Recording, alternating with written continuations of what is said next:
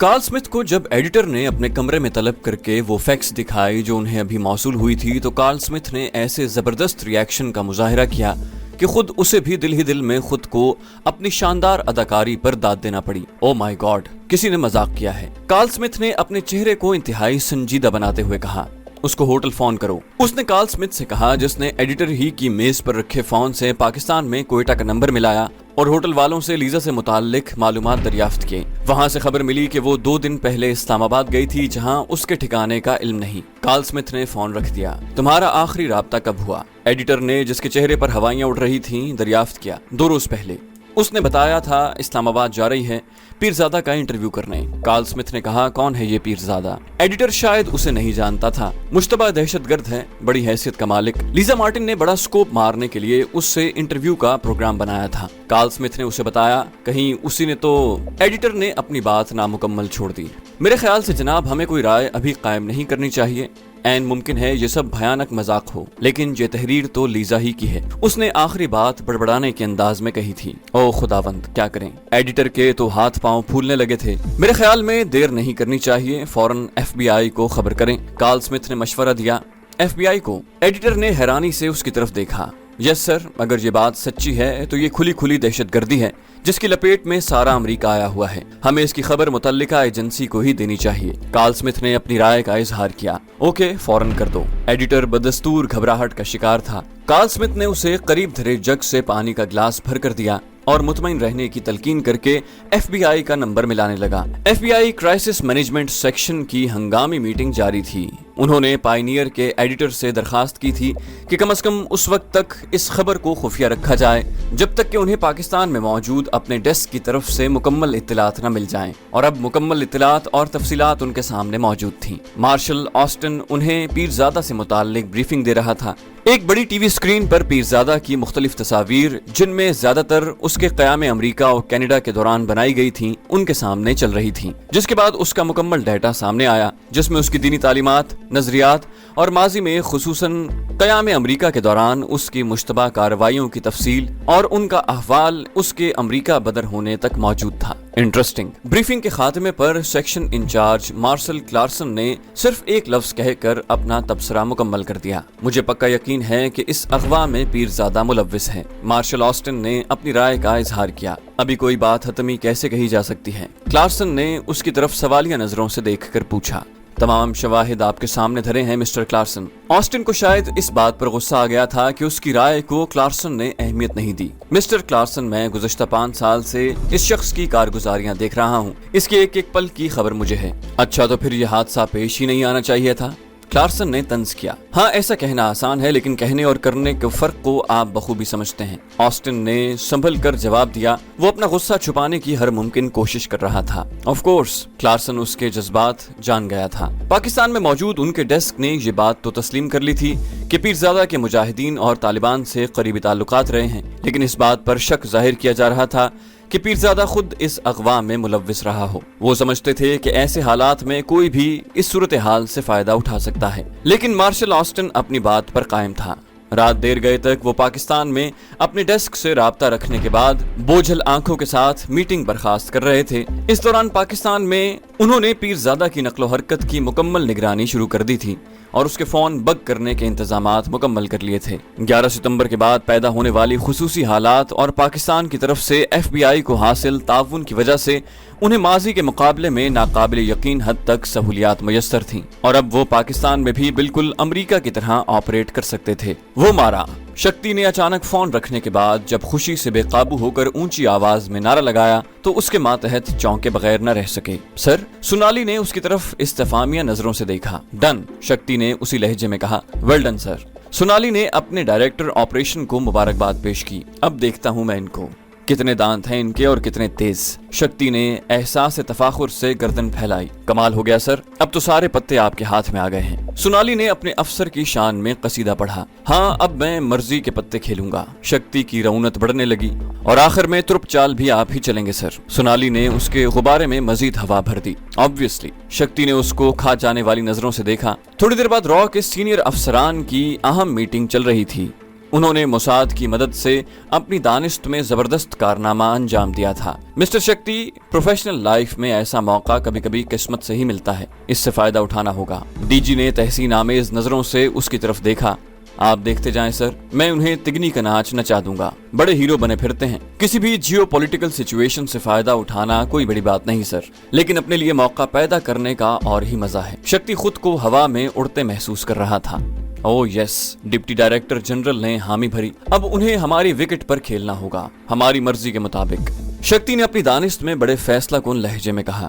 آپ کچھ نہیں بول رہے مسٹر ناتھ؟ ڈی جی نے پاکستان ڈیسک کے انچارج کی طرف دیکھ کر پوچھا۔ ناتھ نے ایک لمحہ توقف کیا اور خود کو تیار کرنے کے بعد گویا ہوا۔ اسے اس بات کا پہلے سے اندازہ تھا کہ شکتی اس کی بات کا برا ضرور منائے گا۔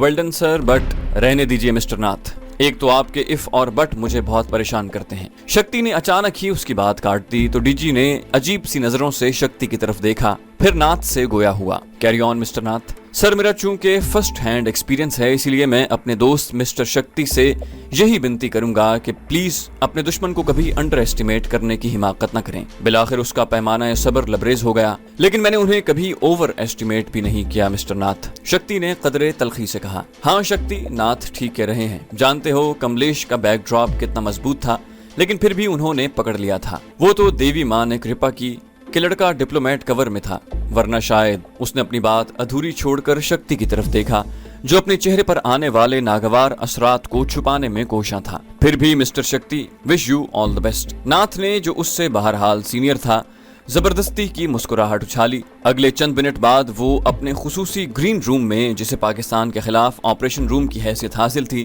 اس میں موجود سیٹلائٹ رابطوں کے ذریعے پاکستان سے لمحہ بلمحہ صورتحال ان کے سامنے آ رہی تھی۔ اس پر ان کی پلاننگ بھی ساتھ ساتھ جاری تھی۔ ڈی جی نے عملاً اس آپریشن کی کمانڈ شکتی کپور کو سونپ دی تھی، کیونکہ وہ خود بھی بہت عرصے سے کچھ کر دکھانے کے لیے بے چین ہو رہا تھا۔ موساد ہیڈ کوارٹر کا یوں تو ہر بلاک اپنی اہمیت کے پیش نظر اسرائیل ہی نہیں ساری دنیا میں خصوصی اہمیت کا حامل سمجھا جاتا ہے، لیکن CIA سے MI6 تک کوئی بھی انٹیلیجنس ایجنسی سب سے زیادہ اہمیت موساد ہیڈ کوارٹر میں سومٹ بلاک کو دیتی ہے۔ سومٹ عبرانی زبان کا لفظ ہے، جس کے معنی انگریزی زبان میں کنگڈم کے ہیں، اور واقعی سومٹ آرگنائزیشن کو موساد میں کنگڈم کی حیثیت حاصل ہے۔ یہ موساد کا وہ خصوصی سیکشن ہے جو ساری دنیا میں موجود کیٹسا سے ڈیلنگ کرتا ہے۔ ساری دنیا سے موساد کے لیے ایجنٹوں کی تلاش اور تربیت کے بعد ان سے کام لینے کی ذمہ داری بھی اسی سیکشن کی ہے۔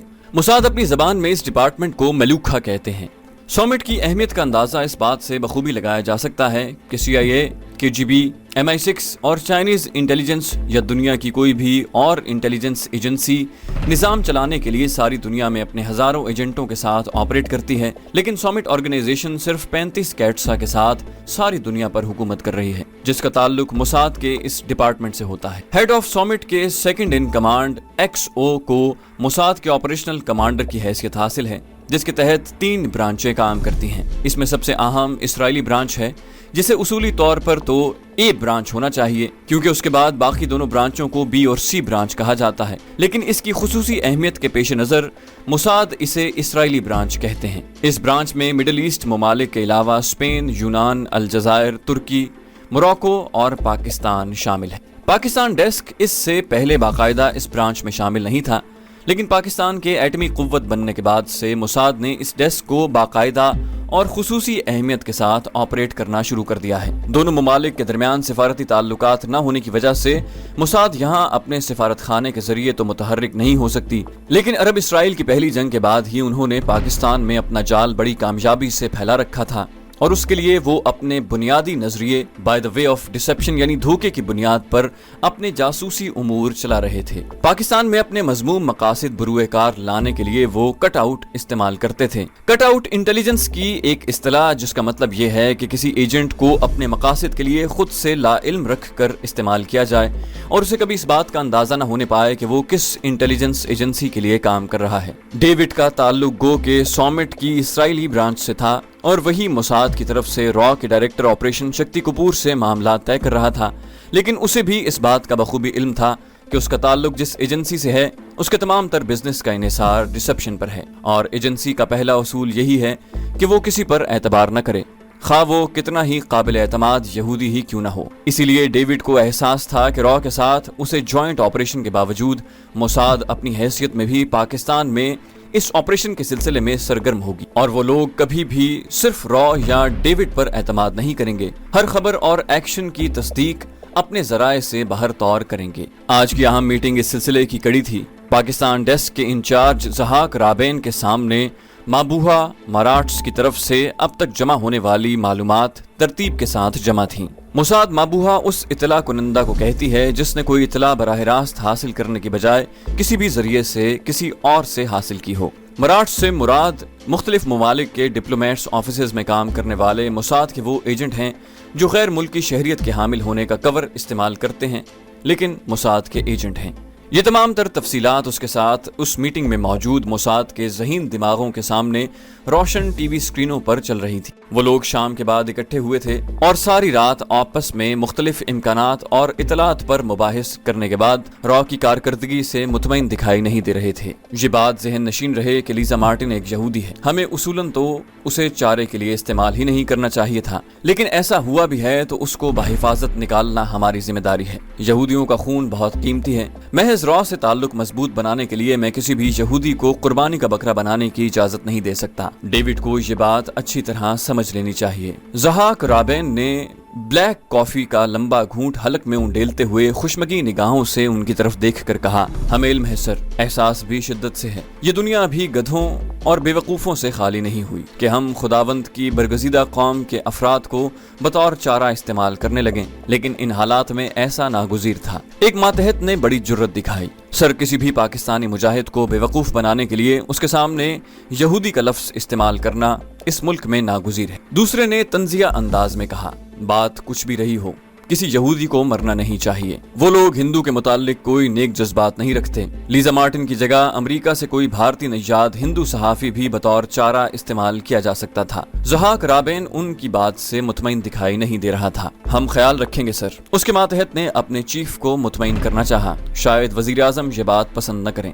ضحاک نے انہیں وارننگ دینے کے انداز میں کہا، آپ کے احکامات کی تعمیل ہوگی سر۔ دوسرے ماتحت نے اطاعت گزاری کے انداز میں کہا، را پر نظر رکھو، یہ لوگ قطعاً قابل اعتماد نہیں۔ ٹارگٹ ایریا کی تلاش جاری رکھنا، مجھے آج شام تک اس جگہ کا علم ہونا چاہیے جہاں اسے رکھا گیا ہے، اور ہاں اس بات کو کبھی نظر انداز نہ کرنا کہ را کو اس جگہ کا علم نہیں۔ بہت مکار لوگ ہیں یہ، ان کے اپنے ایجنٹ وہاں موجود ہیں۔ میں یہ بات ماننے کے لیے تیار نہیں کہ صرف کٹ آؤٹ سے کام چلایا جا رہا ہے، را خود انوالو ہے۔ اس نے آخری لفظ چباتے ہوئے قدرے غصے سے ادا کیا تھا، لیکن جناب ڈیوڈ نے، لعنت بھیجو ڈیوڈ پر، اس نے اپنے ماتحت کی بات کاٹتے ہوئے کہا۔ ماتحت نے اسی طرح کہا جیسے وہ اس سے بھی زیادہ شدت سے لعنت بھیج رہا ہے۔ ڈیوڈ میری توقعات پر پورا نہیں اترا۔ کارل سمتھ پر نظر رکھنا، CIA بہت چوکس ہے، خصوصاً 11 ستمبر کے بعد سے۔ ضحاک رابین نے انہیں دبے لفظوں میں آئندہ حکمت عملی سمجھا دی تھی۔ آپریشنل ڈیٹا ان کے سامنے موجود کمپیوٹر سکرینز پر نمایاں ہو رہا تھا۔ پانچوں بڑے غور سے آنکھیں پھاڑ پھاڑ کر اسے دیکھ رہے تھے۔ کبھی کبھی وہ ایک دوسرے کی طرف بھی چور نظروں سے دیکھ کر شاید ایک دوسرے کے جذبات کا اندازہ لگانے کی کوشش کرتے تھے۔ اب بھی کیا تم اپنی بات پر قائم ہو باب؟ CIA کے ڈائریکٹر اسپیشل ٹاسک آرمسٹرانگ نے بلیک ہاک باب کی طرف دیکھ کر پوچھا۔ باب نے فوم کپ میں موجود کافی کے آخری گھونٹ اپنے حلق میں اتارتے ہوئے کہا، لیکن یہ کیسے ممکن ہے؟ سائیکلنگ رپورٹ تمہارے سامنے ہے۔ ڈینیل کو اس جواب سے خاصی الجھن ہونے لگی تھی۔ سائیکلنگ اس عمل کو کہتے ہیں جب کوئی انٹیلیجنس ایجنسی مختلف رپورٹس کی تحقیق و تفتیش اور کانٹ چھانٹ کے بعد نتائج مرتب کرے۔ باب جانتا تھا کہ ڈینیل اس کی کم از کم اس بات میں کبھی ہاں میں ہاں نہیں ملائے گا، گو کہ CIA کے خصوصی حلقوں میں اسے احترام کی نظروں سے دیکھا جاتا تھا، لیکن باب کو اس بات کا علم تھا کہ وہ بڑا راسخ العقیدہ یہودی ہے، اور ماضی میں بھی اس نے باب کے ساتھ مختلف آپریشنز کے دوران اس سلسلے میں اپنا سافٹ کارنر قائم رکھا تھا۔ مسٹر آرمسٹرانگ، جب ہمارے پاس اس امر کی شہادتیں موجود ہیں کہ کارل سمتھ موساد کے ساتھ تھرو ہے، تو آخر اسے چیک کر لینے میں کیا حرج ہے؟ باب نے اس مرتبہ معمول سے بلند آواز میں کہا تھا۔ لیکن سر میری بات پر غور فرمائیے، دہشت گردوں کی بلڈ لائن مڈل ایسٹ میں ہے اور وہاں ہم موساد کے محتاج ہیں۔ ہمارے کئی جوائنٹ وینچر چل رہے ہیں۔ اگر مسٹر باب کی اس بات کو سچ بھی مان لیا جائے کہ کارل سمتھ موساد کے لیے کام کر رہا ہے، तो भी उसे छेड़ना भिड़ों के छत्ते में हाथ डालने के मुतरादिफ होगा। यूं तो मिस्टर बॉब के नजदीक दुनिया का हर यहूदी मशकूक है। उसने कदरे तंजिया अंदाज में बॉब की तरफ देखकर कहा, लेकिन उनकी बात तो सच मानकर अगर हमने कार्ल स्मिथ को चेक भी किया तो ऐन मुमकिन है कि मोसाद भड़क उठे। मेरे ख्याल से 11 सितंबर के बाद हम जिन हालात से गुजर रहे हैं इनमें ऐसा कोई भी ऑपरेशन मुनासिब नहीं होगा। डैनियल ने अपनी बात मुकम्मल करने के बाद बज़ाहिर फातिहाना अंदाज में बॉब की तरफ देखकर मुस्कुराहट उछाली और अपना बुझा हुआ सिगार सुलगाने लगा। मिस्टर बॉब, मुमकिन है हम 11 सितंबर से पहले बहुत से मफरूजात की बुनियाद पर कोई भी एक्शन लेना मुनासिब समझते, लेकिन डैनियल की बात में वजन है। मुमकिन है हमें तवक्को से ज्यादा खतरनाक नताइज का सामना करना पड़े। इस डैम बिजनेस में कुछ भी मुमकिन है मिस्टर बॉब। डायरेक्टर आर्मस्ट्रांग ने बॉब की तरफ मानी खेज नजरों से देखा। ऑफ कोर्स सर, डैनियल ने उसकी हाँ में हाँ मिलाई। मैं अपनी बात पर कायम हूँ जनाब, बॉब ने फैसला कुन अंदाज में कहा। ठीक है, अभी हम मीटिंग खत्म करते हैं, शाम को फिर देखेंगे, तब तक कुछ और इतलात भी मिल जाएंगी। बॉब, तुम मेरे साथ चल रहे हो ब्रीफिंग में? एक तो इन नेट कमेटियों से तंग आ गया हूं मैं। उसने आखिरी बात कदरे नागवारी के अंदाज में कहते हुए डैनियल को मुतमईन कर दिया था। डैनियल जानता था कि डायरेक्टर आर्मस्ट्रांग कभी मोसाद को नजरअंदाज नहीं करेगा। वो फातिहाना मुस्कुराहट के साथ मीटिंग रूम से रुखसत हुआ था। थोड़ी देर बाद आर्मस्ट्रांग और बॉब एक कैडिलैक के आखिरी आरामदेह सीट में धंसे सेनेट की तरफ आज़िम सफर थे। सर, इन हालात में पाकिस्तान को नजरअंदाज करने का बॉब ने कुछ कहना चाहा। मैं जानता हूं बॉब। आर्मस्ट्रांग ने उसकी नामुकम्मल बात काट दी। बॉब खामोशी से खिड़की के बाहर घूरने लगा। कार बगैर आवाज पैदा किए तेजी से कैनेडी बुलेवार्ड पर उड़ी चली जा रही थी। गाड़ी रोको। एक मोड़ पर अचानक ही आर्मस्ट्रांग ने ड्राइवर से कहा, जिसने अगले ही लम्हे हुक्म की तामील की। बॉब अचानक कार रुकने से चौंक कर उसकी तरफ मुतवज्जे हुआ। Bob, go ahead, do it. उसने बॉब की आंखों में झांकते हुए अचानक ही अपना फैसला सुनाया तो बॉब को अपने बदन में सनसनी दौड़ने का एहसास हुआ। थैंक यू सर, उसने बेसाख्ता शुक्रिया अदा करते हुए कहा। All the best. आर्मस्ट्रांग ने उससे मुसाफे के लिए हाथ बढ़ाया। बॉब को उसने यहाँ उतार दिया था और उसकी कार बर्क रफ्तारी से आगे बढ़ गई थी। चैनल को सब्सक्राइब कीजिए और बेल आइकन पर क्लिक कीजिए ताकि आपको तमाम वीडियोस फौरन मिलती रहें।